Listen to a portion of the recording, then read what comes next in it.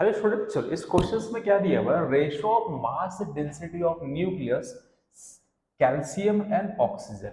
ठीक है, दोनों का मास नंबर दिया हुआ है, एक का मास नंबर 40 है, एक का मास नंबर 16 है।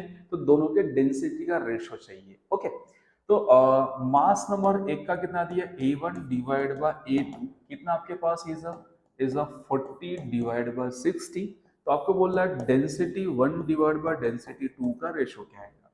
ठीक है, तो इसमें कोई डेरिवेशंस वगैरह आपको नहीं करना है, हमेशा आपको याद रखना है कि डेंसिटी ऑफ ऑल न्यूक्लियस क्या होता है, सेम होता है। तो आप बोल सकते हो density of first particle is equal to density of second particle. Means density of क्या होगा, calcium is equal to density of oxygen. दोनों का डेंसिटी क्या होता है, सेम होता है।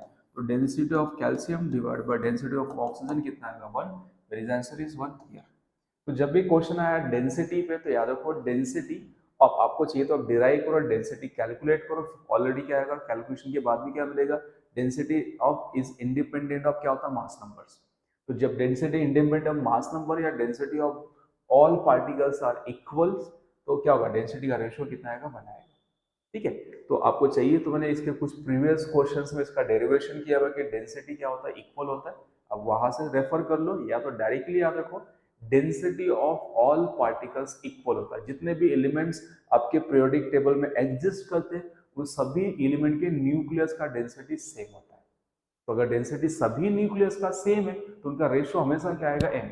अब यहाँ पे कैल्शियम एंड ऑक्सीजन के पे हाइड्रोजन रहे, हीलियम रहे, गोल्ड रहे, सिल्वर रहे, किसी भी दो एलिमेंट के डेंसिटी का रेशियो पूछ लेगा तो दोनों का डेंसिटी क्या होता है, सेम होता है। तो रेशियो कितना आएगा, 1 आएगा।